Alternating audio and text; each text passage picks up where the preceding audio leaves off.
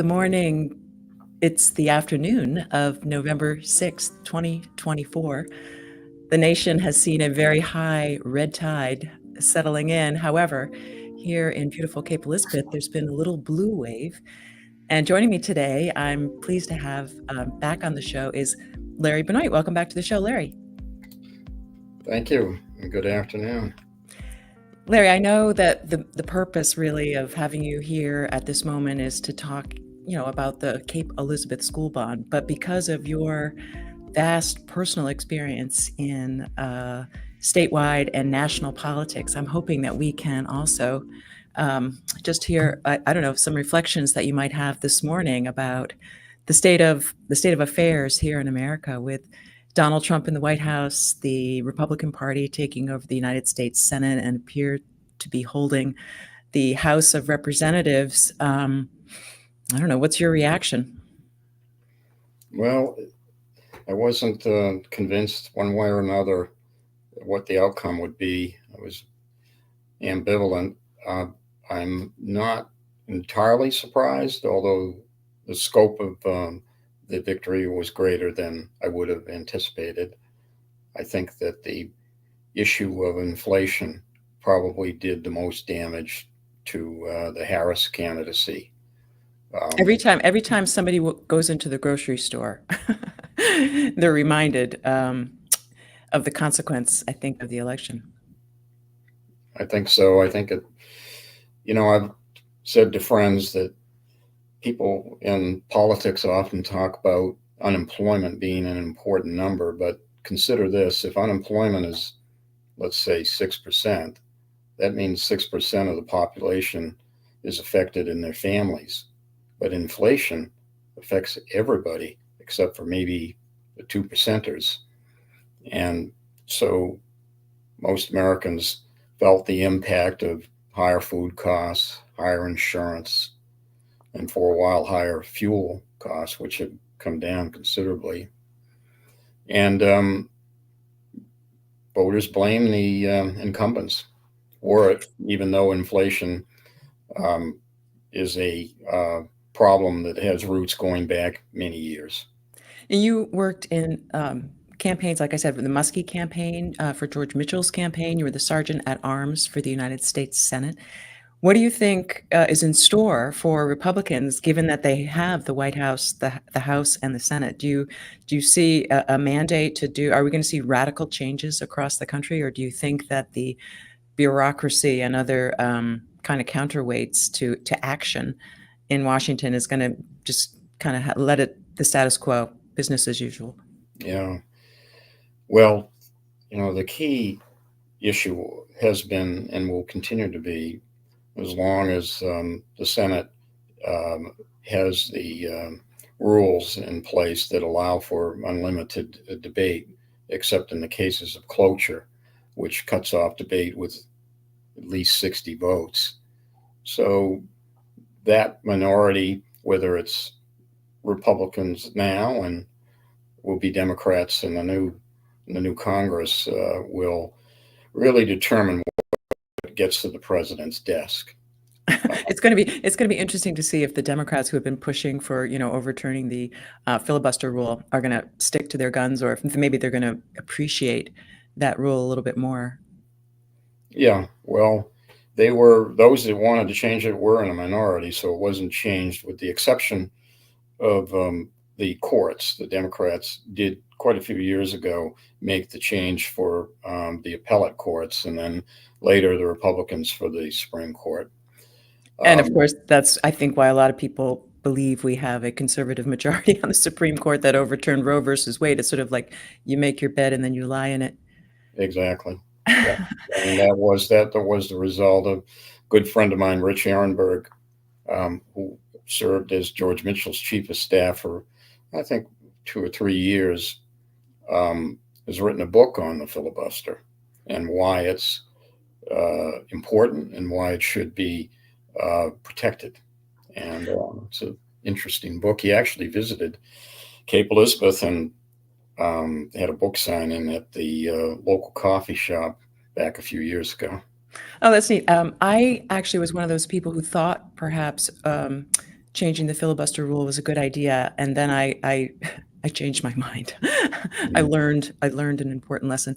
The national landscape, like I said, is heavily dominated right now by Republicans, but here in Cape Elizabeth, our little inlet of, like, I guess it's the two percenters, because from what I've read, it's the working class across racial divides that really came to the rescue of the Trump campaign and propelled them not only to capture 277 electoral votes, but it looks like the majority. So it's this working class that is really behind the recapture of the powerhouses in Washington. And I'm just wondering, is the outcome in Cape Elizabeth, where we live, where the Democrats actually won and the school bond was narrowly defeated, it seems to me perhaps it's because are are we now the place where the 2% live? Is there any working class in Cape Elizabeth anymore? I don't know. Oh, I think there's, working class in Cape Elizabeth. I mean, I've, you know, been aware of people who have, struggled with trying to raise new families, buy a home, take on a very large mortgage, deal with tax burdens, whether they be federal, state, or local property taxes.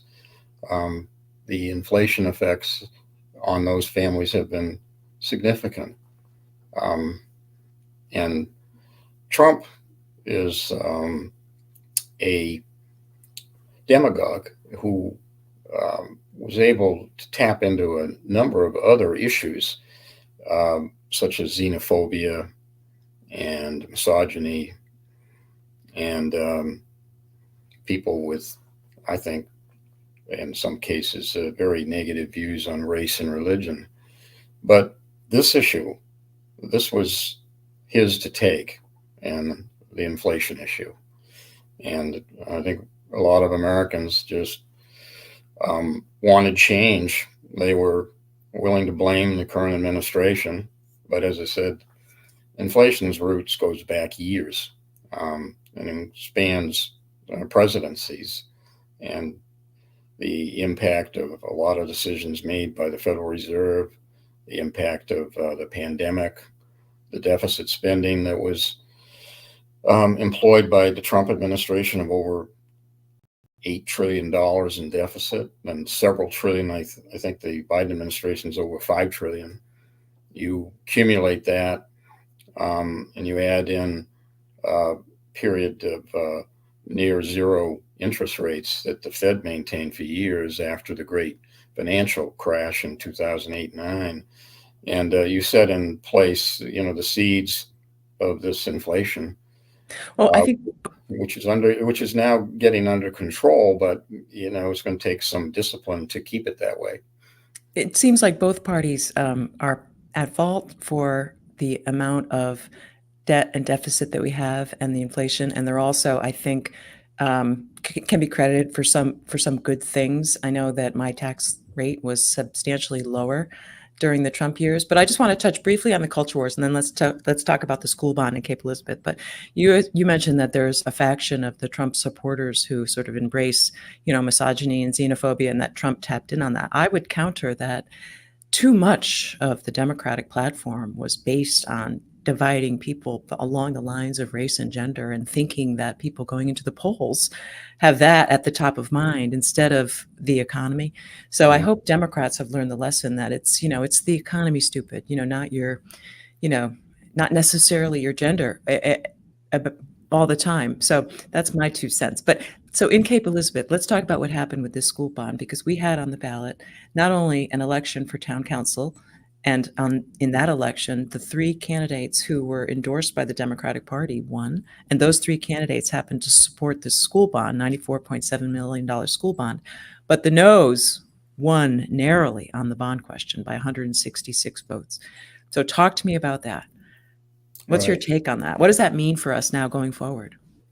Well, I think it's the second time that voters have rejected the principal idea of solving our problems with new schools. Um, Having served on the school building advisory committee, we recommended to the school board a true compromise that involved both new construction and renovation and repair of all the core infrastructure that needs attention in our schools. And we addressed all of the high priority needs for all three schools. And we made it clear during the campaign, which I did involve myself in with Cape voters, that there was a good and viable option that was less costly, had a lower tax impact, and addressed these needs. And I think that voters embraced that, and they sent a message yet again to the school board that that proposal was too costly. And I think there are a lot of voters that voted no, who were concerned about the sustainability and environmental impact of demolishing very good, high quality buildings that are still structurally and functionally sound.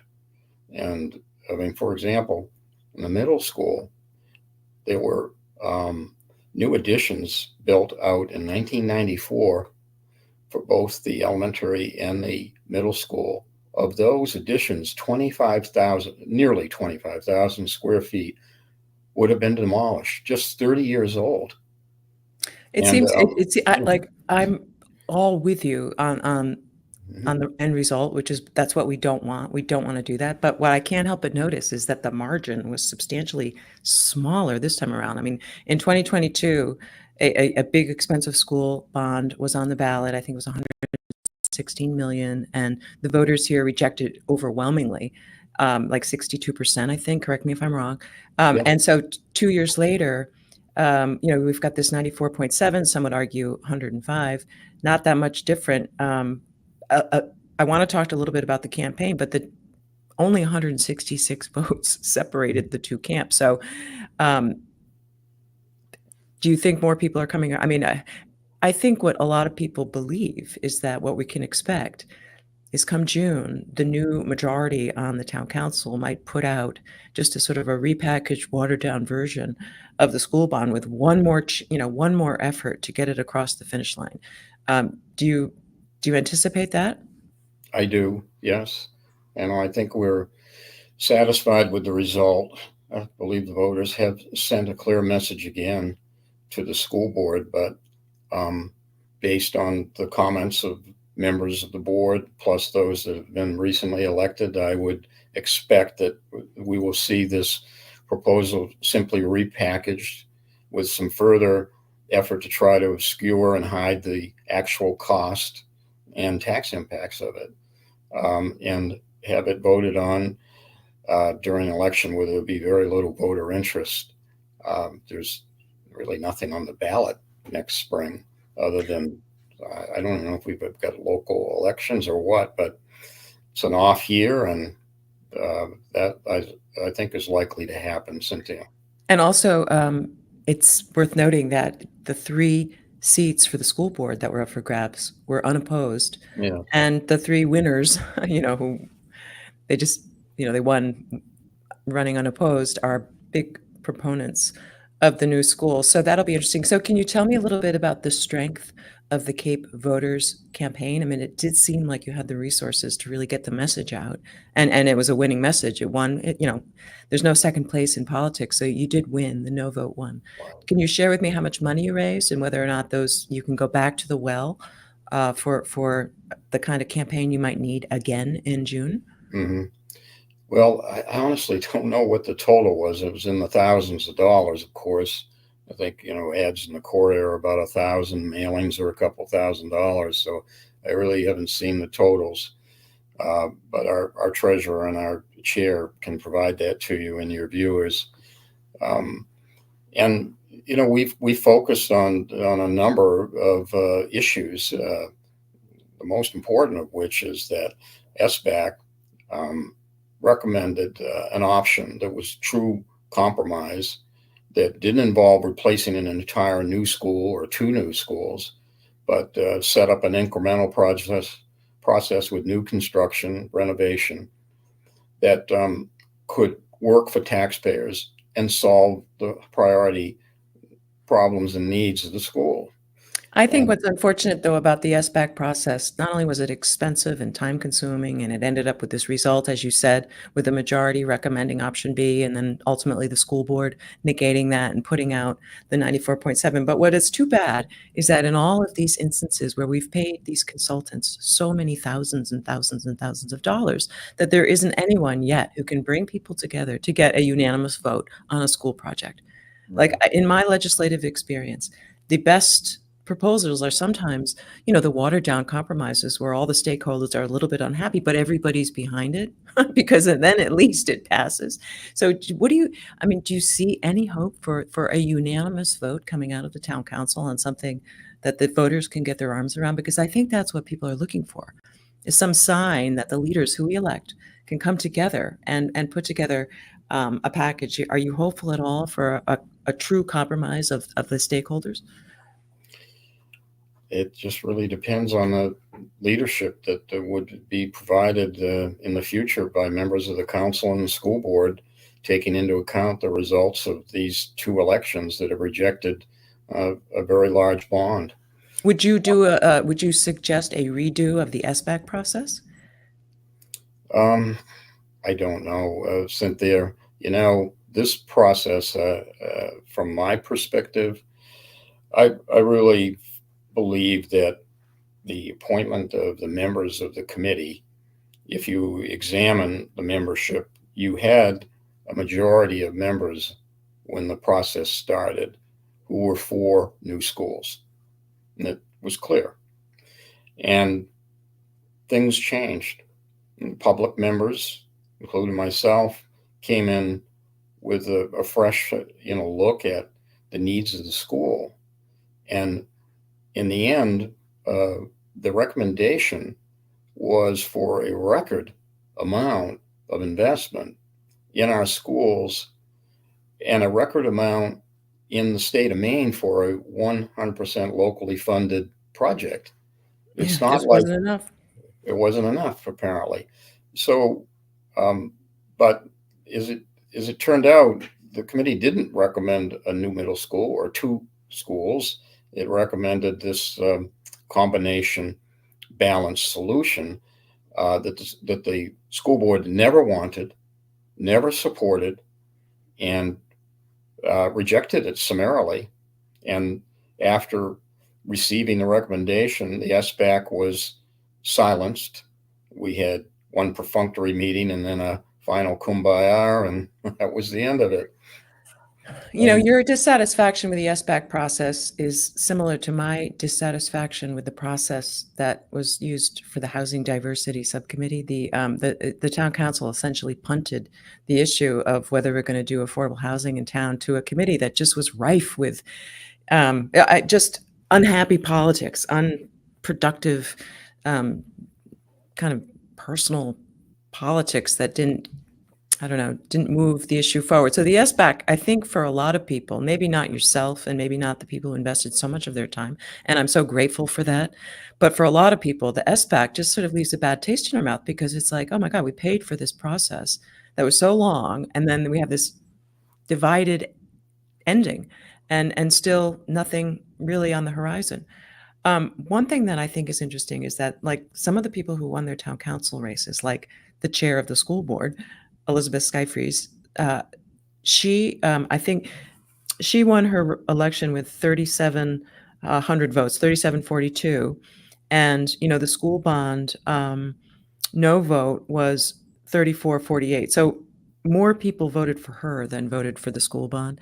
So I'm hopeful that some of the people who voted for her will have her ear now that she's a town councilor and not necessarily just a school board member.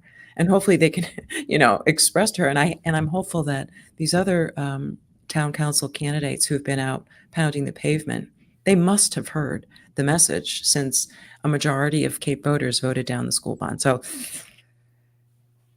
maybe they'll get the message. I hope so. And I guess the other variable is, do you have any sense that there's a realistic chance that the Cape School Board's late application for state funding has a chance to actually, result in money coming in for a project? I think it's a long shot under the current rules and regulations that govern the school construction fund. However, Governor Mills is commissioning a task force to look at that program. Maine's different than the other New England states. From the research we did, Massachusetts and I believe Connecticut, and I'm not sure about New Hampshire and Vermont, but they have a cost sharing formula. Every school district gets a partial grant for any new school construction and major renovation projects. In Maine, it's all or nothing. And our process is strange in this sense. It doesn't consider cost up front. You go through a process where you just identify all the needs in your schools. Well, that's Wish an list. open-ended process because there are so many needs that people can claim, that are beyond what a lot of us might think are really important, but can be very costly. And there are limitations, of course. The state has its guidelines and they have to be largely complied with. They have some flexibility. But you end up either getting construction funding for most of the project or not.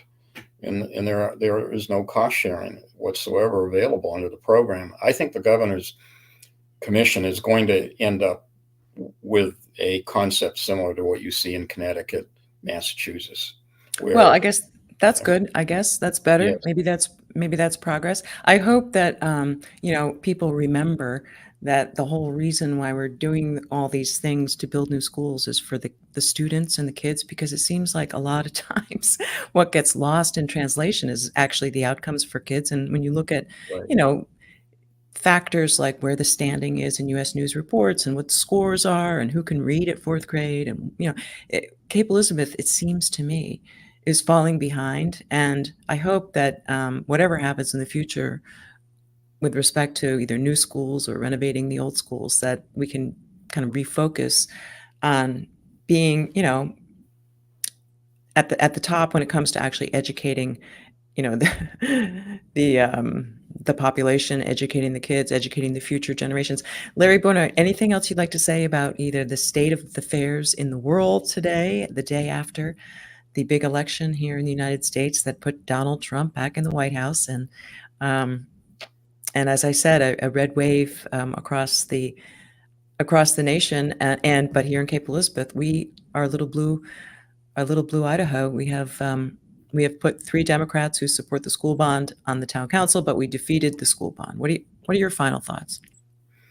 well, it's a really important election, and the consequences could be very, very consequential for our nation going forward. And I'm very disappointed in the election of Donald Trump. I have felt that he isn't fit to serve. If he keeps some of his promises, we're going to be in for a terrible ride. And I fear for our national security arrangements. Um, I think that Ukraine will be sold down the river.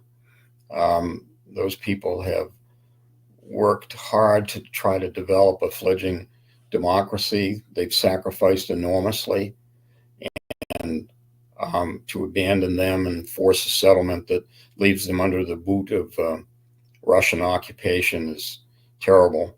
And I fear for NATO. Trump disdains NATO. He was barely able to continue to support Article 5, and the only time that's been invoked in defense of a member was with the attack from the terrorists on 9/11, and our allies sent forces in to assist us in Iraq and Afghanistan. So that is a linchpin of our security. I don't think a lot of Americans appreciate that it's the forward line of American defense. It's not that we're over there dallying just because we like to help the Europeans. We're there to protect America. And it's tragic that a president would not recognize the significance of that.